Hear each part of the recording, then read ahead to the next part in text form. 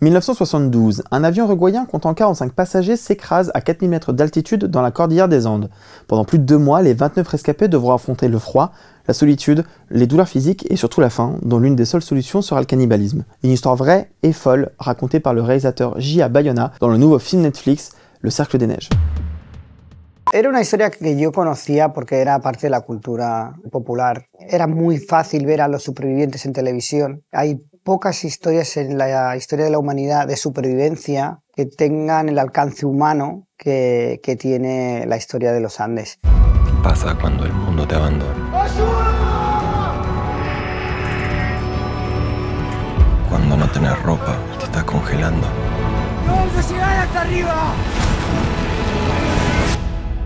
Nosotros hicimos casi 100 horas de entrevistas con los supervivientes, con familias de los fallecidos, con las fuerzas aéreas uruguayas, con amigos de los supervivientes. A mí me interesaba todas esas preguntas que ellos tuvieron tiempo de hacerse en la montaña porque fueron muchos días, fueron 72 días. Cómo hacer que el público se hiciera esas mismas preguntas que se hicieron ellos, cómo hacer que el público entrara en esas cabezas y pasara por lo que ellos estaban pasando. Las preguntas más inmediatas que se hacían, ¿no?, relacionadas con el día a día, con que la comida fue un tema en ese sentido, ¿no?, el que vamos a comer.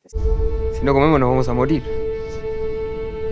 ¿Comer qué? Tenían muchísima hambre y eso les forzó a tener que alimentarse los cuerpos. Me contaba uno de ellos que el primer día fue durísimo y que el segundo día estaban haciendo cola en línea para conseguir su comida. Es decir, que solo se puede entender de ese lugar esa imaginería. Todo lo que nosotros intentáramos mostrar gráficamente nunca se iba a entender porque era muy difícil llegar a ese lugar en el que estaban ellos.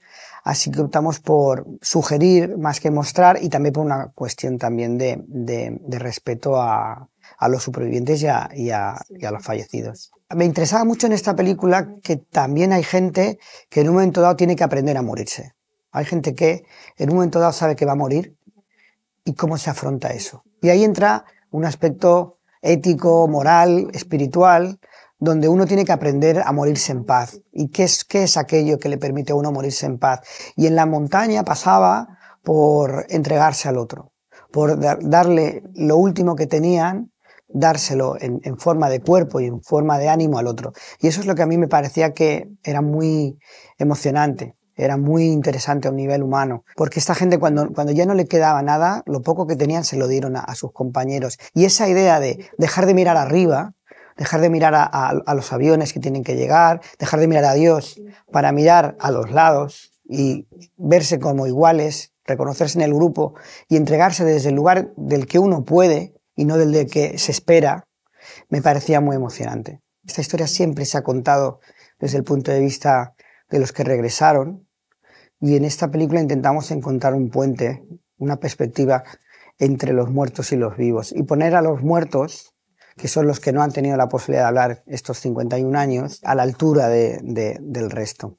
Hubo gente que dio menos que los demás, se guardó un poquito más para sí mismo y regresó, y dio gente que dio mucho y se entregó mucho a los demás y no regresó. Eso me parecía muy interesante, porque es lo contrario que se ha contado siempre del cine de supervivencia. En las películas siempre vemos que el que más da tiene el premio grande. Creo que es una historia que no se entiende si no está bien contado el contexto. El contexto a nivel geográfico y el contexto también en cuanto a todas las emociones que ellos pasaron, la soledad, el frío, el hambre. Para hacer eso teníamos que rodar lo más cercano posible a la realidad. No era una película que pudiéramos rodar en un plato, en un estudio con nieve artificial. Fue un rodaje muy largo, el más largo que he hecho yo nunca, 140 días. Sin contar las veces que estuve yo en los Andes, que fuimos a rodar todos los paisajes, los fondos. Y a ese rodaje hay que sumarle también que estuvimos 7 semanas ensayando con los actores. Yo decidí estar en el punto de vista de los personajes protagonistas.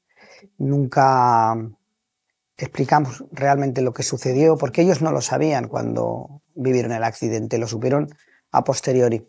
Así que yo opté por estar con la cámara muy cerca de ellos y no saber más de lo que ellos saben.